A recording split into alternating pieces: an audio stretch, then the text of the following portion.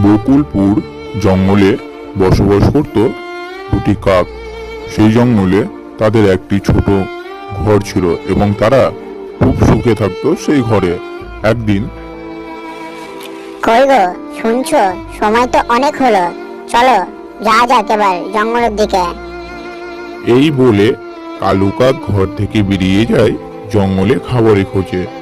কিছু দূর যাওয়ার পরে কালু কাক জঙ্গলে একটি পাখি দেখে এবং সে দূর থেকে বোঝার চেষ্টা করে পাখিটি ওখানে কি করছে।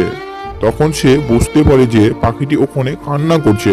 তখন কালু কাক ওই পাখিটির কাছে যায় এবং কি ব্যাপার টুনি, কাঁদছো কেন? কি হয়েছে তোমার? কি বলবো কালু ভাই, কাল রাত্রে ঝড়ে আমার ঘর ভেঙে গেছে। কই চলো দেখি তো। এই বলে তারা দুজন মিলে উঠতে থাকে এবং টুনির ঘরের দিকে রওনা হয়। কিছুক্ষণ ওড়ার পর